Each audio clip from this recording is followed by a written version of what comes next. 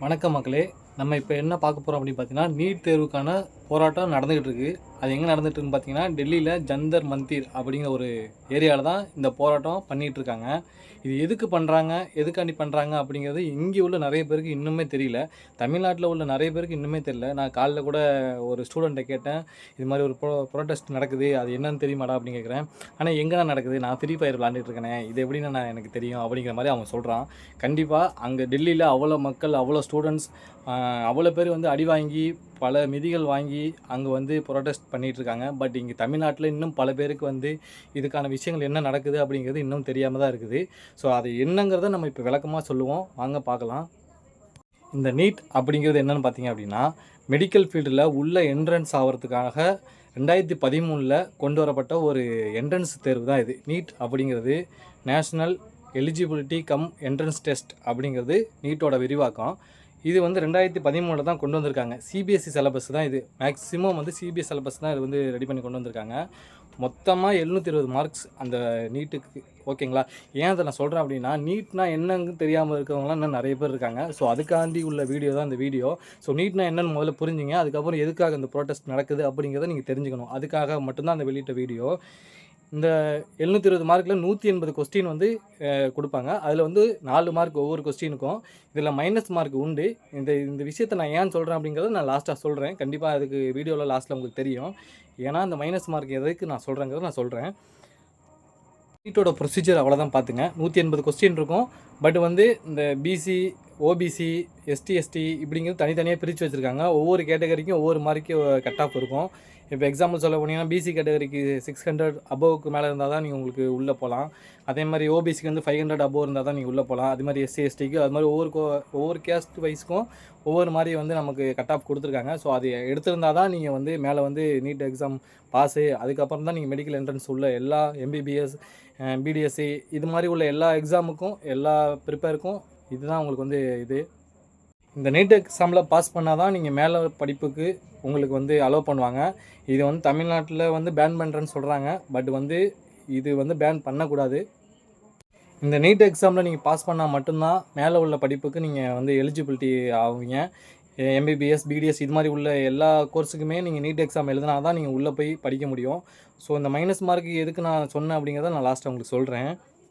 எதுக்கு போராடுறாங்க அப்படிங்கிறத நான் சொல்ல வரேன். நீட் பேன் அப்படிங்கிறது ஒன்று இருக்குது, நீட் ஃபேர் அப்படிங்கிற ஒன்று இருக்குது. 2 விஷயம் இருக்குது, நல்லா புரிஞ்சுங்க. 2 விஷயம் இருக்குது. நீட் பேன் அப்படிங்கிறது தமிழ்நாட்டில் செய்யக்கூடிய ஒன்று. தமிழ்நாட்டில் நீட்டை பேன் பண்ணோம் அப்படின்னு சொல்லிட்டு சொல்கிறாங்க. நீட் பேர் அப்படிங்கிறது டெல்லியில் நடந்துட்டு இருக்க போராட்டத்துக்கான ஒரு கீவேர்டுன்னு சொல்கிறான். அதுதான் மெயின். அதை முன்னிறுத்தி தான் இந்த போராட்டத்தை கொண்டு வந்து நிறுத்தியிருக்காங்க டெல்லியில். அதாவது தமிழ்நாட்டில் நீட்டை பேன் பண்ணுங்க அப்படின்ற மாதிரி சொல்லிட்டு இருக்காங்க. இது வந்து திமுக ஆட்சியிலேருந்தே சொல்லிட்டு இருக்காங்க. இதை ஏன் பேன் பண்ண சொல்கிறாங்க அப்படின்னா, தமிழ்நாடை பொறுத்த வரைக்கும் இந்த நீட் எக்ஸாம் எழுத முடியாமல் நிறைய முறைகேடுகள் நடந்து நீட்டே முறைகேடாக தான் நடக்குது அப்படிங்கிறதுக்காக நிறைய பேர் உயிர் விட்டுருக்காங்க. எக்ஸாம்பிள் சொல்லப்போனால் அனிதா, இது மாதிரி ஒரு சில பேர் உயிர் விட்டதுனால தமிழ்நாட்டில் நீட்டை பேன் பண்ணுங்கள் அப்படிங்கிற மாதிரி சொல்கிறாங்க. பட் என்னையை பொறுத்த வரைக்கும், என்னோடய ஒப்பீனியன் பொறுத்த வரைக்கும், மெடிக்கல் ஃபீல்டில் நீட்டை வந்து நீங்கள் பேன் பண்ணிங்க அப்படின்னா கண்டிப்பாக ஏழை மக்கள் மேலே வர முடியாது. ஏழை மக்கள் மேலே வந்தால் தான் நமக்கான மருத்துவம் நமக்காக கிடைக்கும். மிச்சப்படி இப்போ நீட்டை பேன் பண்ணிட்டாங்க அப்படின்னா, இப்போ இந்த தனியார் கல்லூரியை அவங்கவுங்க வைக்கிற காசு கொடுத்து தான் நம்ம வந்து இது பண்ண முடியும். இப்போ நீட் எக்ஸாம் பேன் பண்ணிட்டாங்க அப்படின்னா, தனியார் கல்லூரியில் ஒவ்வொரு அமௌண்ட் சொல்லுவாங்க. எக்ஸாம்பிள் சொல்ல போனால் 70 லட்சம் 80 லட்சம் கட்டுங்க டொனேஷன், அது இல்லாமல் நீங்கள் ஃபீஸ் வரும், இதே மாதிரி சொல்லுவாங்க. தனியார் கல்லூரிகளுக்கு இது ஒரு ரொம்ப பெரிய வாய்ப்பாக போயிடும். பட் வந்து இது எதுக்கு நீட்டை தமிழ்நாட்டில் பேன் பண்ண சொல்கிறாங்க அப்படின்னா, சில அரசியல்வாதிகள் வந்து அவங்க காலேஜ் நடத்துகிறாங்க, நிறைய பேர் வந்து காலேஜ் நடத்துகிறாங்க, வெளியிலேருந்து வர்றவங்க காலேஜ் நடத்துகிறாங்க. ஸோ அவங்களுக்கு இது ஒரு நல்ல வாய்ப்பு அமைஞ்சிடும். தமிழ்நாட்டில் நீட் பேன் பண்ணிட்டாங்க அப்படின்னா கண்டிப்பாக அவங்களுக்கு ஒரு நல்ல வாய்ப்பு அமைஞ்சிடும். ஆனால் ஏழை மாணவர்கள் மேலே வர முடியாது. கண்டிப்பாக ஏழை மாணவர்கள் மேலே வர முடியாது. பட் இந்த நீட்டை வந்து தமிழ்நாட்டில் இல்லை, எங்கேயுமே நீட்டை பேன் பண்ணக்கூடாது. ஏன்னா நீட் பேன் பண்ணிங்க அப்படின்னா எந்த ஒரு மாணவர்களும் மேலே வர முடியாது. அதாவது பணக்காரங்களாக இருக்கிறவங்க, அவங்க பிள்ளைங்க கம்மியாக மார்க் எடுத்தால் அவங்களுக்கு கிட்டத்தட்ட ஒரு வெளி காலேஜிலேருந்து சீட்டு கிடைக்கிது, ஒரு கவர்மெண்ட் காலேஜ் சீட்டு கிடைக்கிது அப்படின்னா அவங்க காசு கட்டி சேர்ந்துடலாம். பட் வந்து ஏழை மாணவர்கள் எப்படி 1 கோடி ரூபா கட்டி அவங்களால படித்து விளையாட முடியும் சொல்லுங்கள்? அவங்களே எப்படா மேலே படித்து வரலாம் அப்படிங்கிற ஒரு நோக்கத்தெல்லாம் படித்து வராங்க. இந்த நீட் எக்ஸாம் எழுதி பாஸ் ஆனால் தான் நமக்கு வந்து ஈஸியாக நமக்கு வந்து ஒரு இது கிடைக்கும். இந்த நீட் எக்ஸாம் எழுதி மேலே வந்தால் தான் நமக்கு வந்து மெரிட்டில் வந்து நமக்கு சீட்டு கிடைக்கும். ஸோ அதை எலிஜிபிலிட்டி வச்சு தான் நமக்கு சீட்டு கம்மியாகும். டொனேஷன் மட்டும் கொடுத்தா போதும். நம்ம அதை வச்சு வருஷத்துக்குள்ளே ஃபீஸ் மட்டும் கட்டினா போதும். நீங்கள் வந்து மேலே படித்து 5 வருஷம் படித்து நீங்கள் மேலே வந்துடலாம் ஒவ்வொரு இதுக்கும். ஸோ அதனால தான் நீட்டை பேன் பண்ண வேணாம்னு சொல்கிறேன். ஸோ நீட்டை பேன் பண்ணோம் அப்படின்னா கண்டிப்பாக தமிழ்நாட்டில் எந்த ஒரு வேலை மாணவர்களும் மேலே வர முடியாது. பணக்காரர்கள் உள்ள பட்டியல் மட்டும்தான் மேலே வர முடியும். அவங்க பையன்கள் மட்டும்தான் மேலே வர முடியும். பையனோ பொண்ணோ எந்த விதமான இருந்தாலும், இரு பாலினமாக இருந்தாலும் மேலே வரணும் அப்படின்னா கண்டிப்பாக நீட் பேன் பண்ணக்கூடாது. நீட்டு பார்த்திங்க அப்படின்னா 2013 தான் கொண்டு வந்திருக்காங்க. அதுக்கப்புறம் தாங்க வந்து நிறையா வந்து உயிர் சேதம் நடந்திருக்குன்ட்டு தமிழ்நாட்டில் சொல்கிறாங்க. கண்டிப்பாக உயிர் சேதம் நடந்திருக்கிறது வந்து நம்மளோட தப்பு தான். அது அவங்களோட தப்பு கிடையாது. ஏன்னா இந்த நீட்டு இருக்கிறனால தான் பல ஏழை மாணவர்கள் மேலே வராங்க. இல்லாட்டி அப்படின்னா கீழே உள்ள மாணவர்கள் எப்போதுமே மேலே வர முடியாது. பணக்காரங்கள் உள்ள பட்டியல் மட்டும்தான் மேலே வர முடியும். ஸோ கண்டிப்பாக தமிழ்நாட்டில் நீட்டை பேன் பண்ணக்கூடாது. நம்ம விஜயண்ணாக்கிட்ட ஒரு கோரிக்கை வச்சுருக்கேன். இந்த வீடியோவை கண்டிப்பாக நீங்கள் வந்து ஷேர் பண்ணால் மட்டும் போதும். எனக்கு லைக் வேணாம், சப்ஸ்கிரைப் வேணாம், எந்த இதுவும் வேணாம். ஏன்னா எனக்கு பேச தெரியுதா இல்லைன்னு தெரியல. இதுதான் என்னோட வீடியோவை நீங்கள் எடுத்துக்கலாம். ஏன்னா எனக்கு அந்தளவுக்கு பேச தெரியாது. பட் நான் வந்து விஜயண்ணாட்ட ஒரு கோரிக்கை வைக்கிறேன்.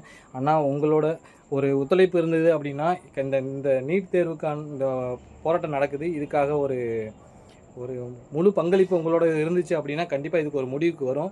ஏன்னா உங்களோட மக்கள் இணைப்பு வந்து ரொம்ப அதிகம். நான் உங்களுக்கு மக்கள் தொகையோட சப்போர்ட் வந்து உங்களுக்கு ரொம்ப அதிகம். ஸோ நீங்கள் நினச்சிங்கன்னா கண்டிப்பாக முடியும். நீங்கள் ஒரு நாளோ 2 நாளோ நீங்கள் வந்து நீட்டுக்காக நீங்கள் வந்து போராடினீங்க, இல்லை பிரதமர்கிட்ட வந்து நீங்கள் வந்து ஒரு கடிதம் கொடுக்குறீங்க அப்படின்னா கண்டிப்பாக இதுக்கான முடிவு கிடைக்கும். ஏன்னா உங்களோட போராட்டங்கிறது இது ரொம்ப முக்கியம்.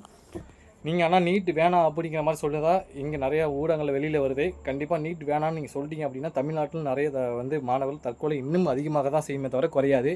ஏன்னா நீட் வேணும் அப்படிங்கிறது தான் இங்கே வந்து பெரிய விஷயமே. நீட் இல்லை அப்படின்னா வேலை மாணவர் வெளியே வரவே முடியாது. நீங்கள் 12வது மார்க்கை வச்சு நீங்கள் அடிப்படையில் கொண்டு போங்க அப்படின்னு சொல்கிறீங்க.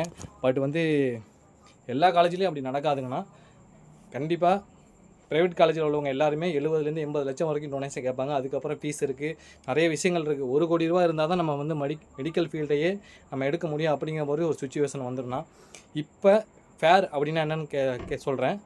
நீட் ஃபேர் அப்படிங்கிறது என்ன பார்த்தீங்க அப்படின்னா, இவங்க அந்த நீட்டில் ஒரு சில ரிஸ்ட்ரிக்ஷன் கொண்டு வந்திருக்காங்க.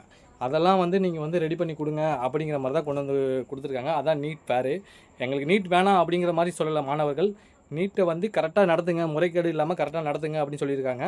அதுபோக இந்த வினாத்தாள்கள் கசிவு காரணமாக தர்மேந்திர பிரதான் அப்படிங்கிற ஒரு மந்திரியை வந்து அவங்க வந்து பதவி விலக சொல்கிறாங்க. ஸோ இதுதான் அவங்களோட கோரிக்கை வந்து நீட் வேணாம் அப்படிங்கிறது இல்லை. இந்த முறைகேடு நடந்தனால அவங்களோட 1 வருஷ உழைப்பு வீணாக போயிடுச்சு. பல பேரோட கனவு இது. ஒரு ஆள் 2 பேரோட பல பேரோட கனவை வந்து ஒரு ஆள் வந்து மொத்தமாக நாசம் பண்ணிட்டாரு. ஸோ அவரை பதவி விலக சொல்லி தான் இவ்வளோ போராட்டமும் நடந்துகிட்டு இருக்குது.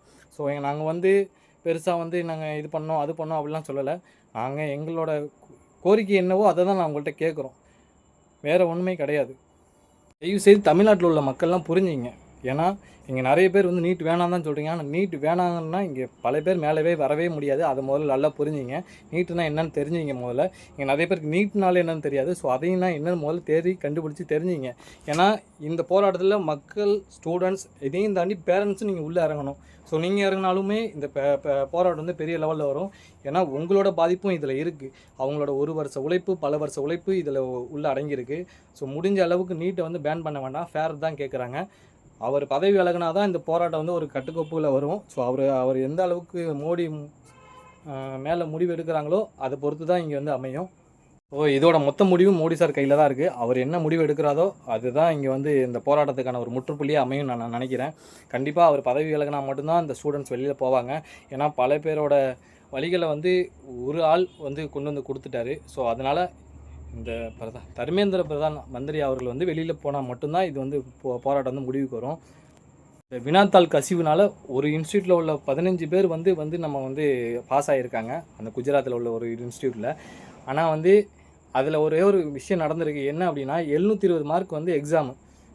அதில் 1 மார்க் மைனஸ். நான் ஃபஸ்ட்டே சொன்ன பாருங்கள், 1 மார்க் மைனஸ் அப்படின்னா கூட இது வந்து எப்படின்னா 700 மார்க் 20னா அப்போ வந்து 690 வரணும். இல்லை வந்து அதாவது டபுள் டிஜிட்டில் தான் வரணும். இவங்களுக்கு மார்க் வந்து வெளியில் இருக்குது அப்படின்னா சிங்கிள் டிஜிட்டில் வெளியில் இருக்குது. இப்போ நீங்கள் 1 மார்க் நீங்கள் குறைச்சி பாருங்களா, குறைச்சி பார்த்தீங்க அப்படின்னா கூட்டினீங்க அப்படின்னா கண்டிப்பாக 650, 640, 700 10 அப்படி தான் வருமே தவிர டபுள் டிஜிட்டில் தான் வருமே தவிர சிங்கிள் டிஜிட்டில் வராது. ஸோ சிங்கிள் டிஜிட்டில் நிறைய பேருக்கு ரிசல்ட் வந்து வெளியாக இருக்குது. இது எப்படி வந்து வெளியாக இருக்குது நமக்கு நல்லா தெரியல. இந்த ஒரு முறைகேடுனால தான் இவ்வளோ பிரச்சனைகள் நடந்துகிட்டு இருக்குது அப்படின்னு சொல்கிறாங்க. கண்டிப்பாக ப்ரோட்டஸ்ட்டோட ஒரு மெயின் நோக்கம் எப்படின்னா இவங்க பதவி விலகணும். 2வது எங்களுக்கு வந்து நீட் தேர்வை கரெக்டான முறைப்படி நடத்துங்க அப்படின்னா.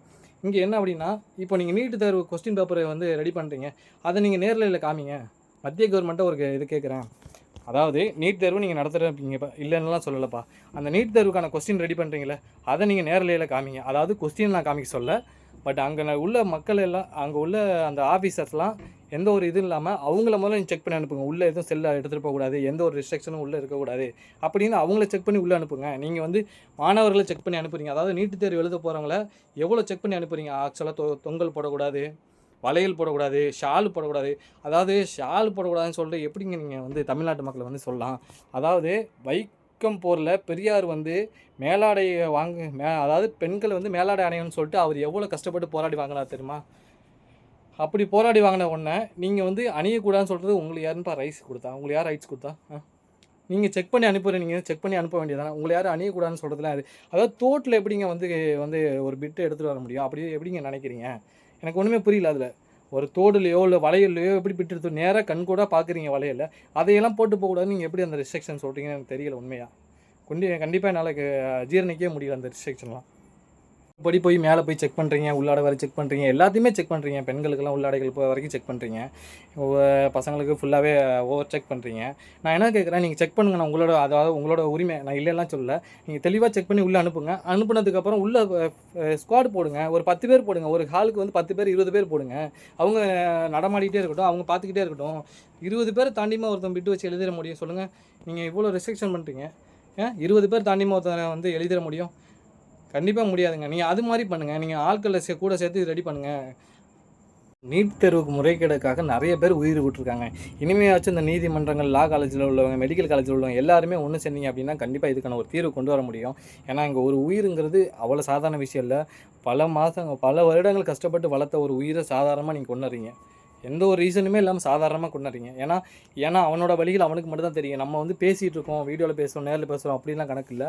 அவனோட வழி அவனுக்கு மட்டும் தான் தெரியும். 1 வருஷம் கஷ்டப்பட்டு படித்தாமல், எந்த ஒரு எதிர்பார்ப்பும் இல்லாமல், சாப்பாடு இல்லாமல், துணி இல்லாமல் எவ்வளோ கஷ்டப்பட்டு அவன் படிச்சிருப்பானோ அவனுக்கு மட்டும் தான் தெரியும். ஸோ அவனோட 1 வருஷ உழைப்பை நீங்கள் அசால்ட்டாக எடுத்துட்டீங்க. அப்படிங்கிறனால அவன் கிட்டத்தட்ட இந்த போராட்டத்துக்கு முன்னாடி 20 பேர் இறந்து போயிருக்காங்க. இந்த நீட் முறைகேடுனால 20 பேர் இறந்து போயிருக்காங்க. ஒருத்தர் 2 பேரில் 20 பேர். அந்த 20 பேருக்கு நீங்கள் என்ன பதில் சொல்ல போகிறீங்க? ஒன்றுமே புரியல எனக்கு. இன்னொரு ப்ளஸ் பாயிண்ட் என்னென்னா, இந்த போராட்டத்துக்காக நான் மிகவும் தலைவணங்குறேன். ஏன் சொல்கிறேன் அப்படின்னா, சிஜேபி அதாவது கரப்பான் பூச்சி ஜனதா கட்சி, அது வந்து இந்த போராட்டத்துக்காக நான் மிகவும் தலைவணங்குறேன். ஏன் சொல்கிறேன் அப்படின்னா, இது ஒரு 3 பேருக்காக நான் தலைவணங்குறேன். சிஜேபி ப்ளஸ் வந்து பஞ்சாப் விவசாயிகள் ப்ளஸ் நிக்கான் சிங். அதாவது இந்த சிஜேபி அப்படிங்கிறது கரப்பான் பூச்சி ஜனதா பார்ட்டி அப்படிங்கிறது, அவங்க தான் வந்து இந்த அபிஜித் தீப்கே அவங்க தான் வந்து இந்த போராட்டத்தை முன்னிறுத்தி கொண்டு வராங்க.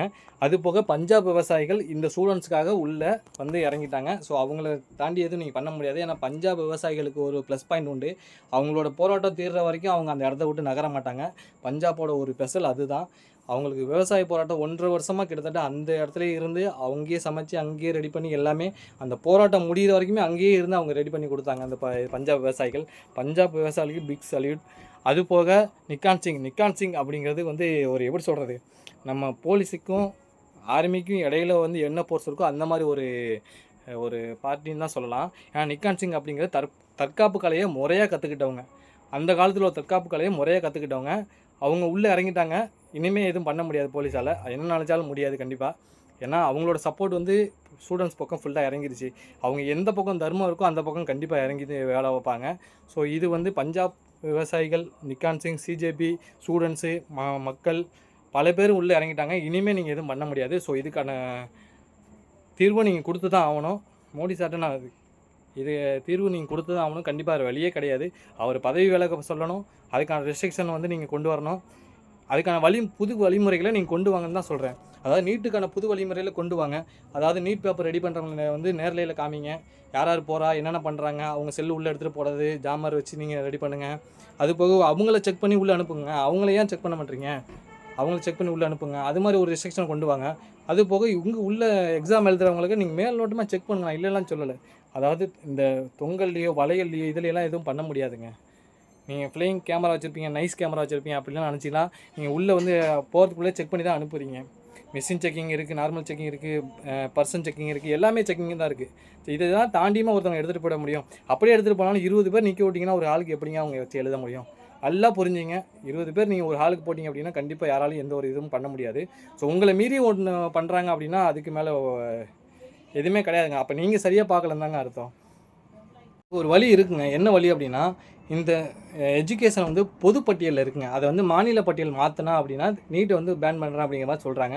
கண்டிப்பாக இது பொதுப்பட்டியலில் இருந்துக்கணும். ஏன்னா பொதுப்பட்டியலில் இருந்தால் தான் மத்திய அரசும் மாநில அரசும் சேர்ந்து எடுத்தால் தான் அந்த முடிவு வந்து கரெக்டாக வரும். மாநில அரசு மட்டும் இருக்குது அப்படின்னா கண்டிப்பாக வந்து நீட்டை பேன் பண்ணிட்டாங்க அப்படின்னா ரொம்ப பாதிப்பு அடைஞ்சிரும். எம்பிபிஎஸ் இந்த பிடிஎஸ் படிப்புக்குள்ளே எல்லாமே பாதிப்பு அடைஞ்சிரும். ஏன்னா நீட்டு வந்து இவங்க வந்து மாநில பட்டியல் மாறிட்டுனா கண்டிப்பாக தமிழ்நாட்டிலேருந்து நீட்டை பேன் பண்ணிடுவாங்க. அது மாதிரி நடக்கக்கூடாது. எங்களுக்கு தேவை நீட்டு கண்டிப்பாக தேவை தான். பட் வந்து அதுக்கான முறைக்கு மட்டும் கரெக்டாக ரெடி பண்ணுங்கள் அப்படிங்கிற மாதிரி தான் சொல்லியிருக்காங்க. ஸோ நீங்கள் இப்போ இது அதாவது ஸ்டூடெண்ட்டை செக் பண்ணுங்கள் கரெக்டாக, ஒரு பிரச்சனையும் கிடையாது. நீங்கள் ஃப்ளையிங் ஸ்குவாடு போடுங்க, இல்லை ஒரு நிமிஷத்துக்கு ஒரு ஸ்குவாடு வர மாதிரி போடுங்க. அது மாதிரி எதுவும் பண்ணுங்கள். நீங்கள் அதை விட்டுட்டு இப்படியெல்லாம் ரிஸ்ட்ரிக்ஷன் கொடுக்கக்கூடாதுங்க. ரொம்ப ஒரு நீட்டுக்கு வந்து ரொம்ப ரிஸ்ட்ரிக்ஷன் தாங்க. ஒரு 5 நிமிஷம் லேட்டாக வந்தால் விட மாட்டீங்க உள்ளே. சொல்லுங்கள். நீங்கள் இந்த கொஸ்டின் பேப்பரை எப்படி கசிய விட்றீங்க? எவ்வளோ பேரோட வாழ்க்கையை நீங்கள் வந்து எடுத்துட்டீங்க தெரியுமா? உண்மையிலே ரொம்ப ஒரு துரிதமான செயலுங்க நீங்கள் செஞ்சதெல்லாம். ஒன்றுமே சொல்கிறதுக்கு இல்லை. ஒரு வாரமாக போராட்டம் பண்ணிகிட்ருக்காங்க ஜந்தர் மந்தர் அப்படிங்கிற ஒரு ஏரியாவில். ஆனால் நீங்கள் அந்த மக்களை, அதாவது ஸ்டூடெண்ட் மேலே கை வச்சா எத்தனை பேர் வருவாங்க தெரியுமா? நீங்கள் ஸ்டூடெண்ட் மேலே எப்படிங்க கை வச்சு, அதாவது ஒரு டீச்சர்கிட்ட ஒரு ஸ்டூடெண்ட் கேள்வி கேட்டாங்கன்னா நீங்கள் பதில் தாங்க சொல்லணும். நீங்கள் திருப்பி அடிக்கக்கூடாது அந்த ஸ்டூடெண்ட்டை. இது வந்து எல்லா இதுலேயும் சொன்னது, ஆனால் இல்லைலாம் சொல்லலை. கண்டிப்பாக எப்படி நீங்கள் ஒரு ஸ்டூடெண்ட் மேலே கை வைக்க உங்களுக்கு யாருங்க பர்மிஷன் கொடுத்தா? அதாவது நாங்கள் சம்பளம் கொடுக்கறனால தான் நீங்களே வந்து இங்கே இருக்கீங்க.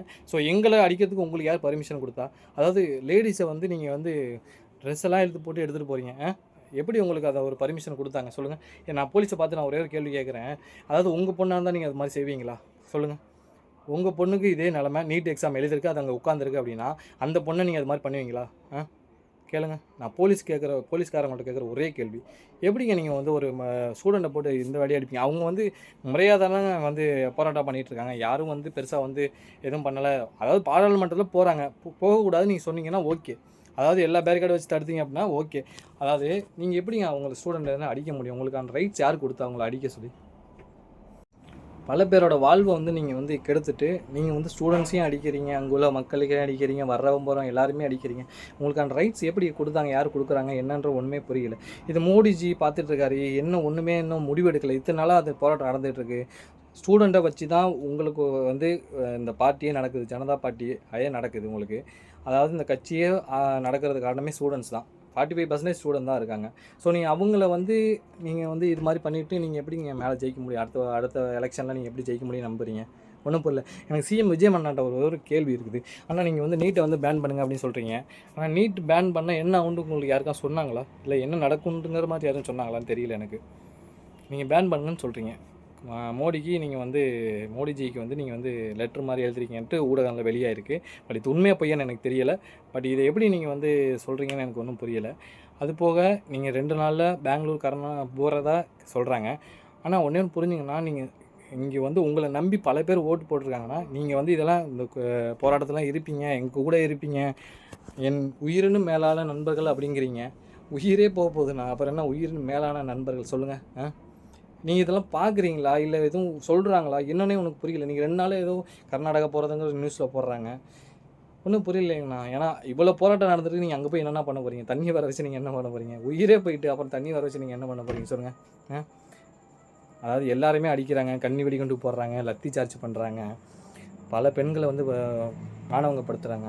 இதெல்லாம் வந்து நீங்கள் பார்க்குறீங்களா? இல்லை என்ன பண்ணுறீங்க? நீங்கள் ஒரு குரல் கொடுத்தீங்க அப்படின்னா கண்டிப்பாக பல மக்கள் உங்கள் கூட நிற்பாங்க. நீங்கள் ஏதாவது ஒரு இடத்துல ஒரு போராட்டத்துக்கு போனீங்க அப்படின்னா கண்டிப்பாக பல மக்கள் உங்கள் கூட வருவாங்க. அவங்களுக்கான ஒரு அத்தாரிட்டி கிடைக்கும்னா நீங்கள் வந்து அங்கே என்ன ஒர்க்கோ அதை மட்டும் பார்த்துட்ருக்கீங்களே தவிர இவங்க இல்லை என்ன பிரச்சனைங்கிறத நீங்கள் கேட்கல, போகல, எதுவுமே செய்யலையேண்ணா. நீங்கள் என்னால் டெல்லி போயிருக்கணும்ண்ணா. கண்டிப்பாக போய் அங்கே என்ன பிரச்சனை ஏன்னா தமிழ்நாடு மக்களுக்கு இது 65% வந்து இங்கே கொடுத்து இது பண்ணுறாங்கண்ணா. பல ஸ்டூடெண்ட்டோட நிலமை வந்து எப்படி இருக்கும் பாருங்கண்ணா. நீங்கள் ஒரு ஆள் பார்க்குறீங்க, அங்கே பல பேரோட வழிகள்னா அது கோரிக்கையை வைக்கிறேன்னா இது எப்படி உங்களுக்கு சேருதா இல்லை வந்து போகுமாலாம் எனக்கு தெரியாது. ஆனால் கண்டிப்பாக பேனை வந்து நீட்டை வந்து பேன் பண்ணக்கூடாது. நீங்கள் வந்து ஒரு குரல் கொடுத்தீங்க அப்படின்னா கண்டிப்பாக தமிழ்நாட்டு மக்களோட மொத்த பலமும் டெல்லியில் உள்ள ஸ்டூடெண்ட்ஸ் கிடைக்கும். நீங்கள் நினச்சா கண்டிப்பாக இது முடியும்னா உங்களால் மட்டும்தான் முடியும். வேறு யாராலையும் இந்த பெருசாக கொண்டு வர முடியாது.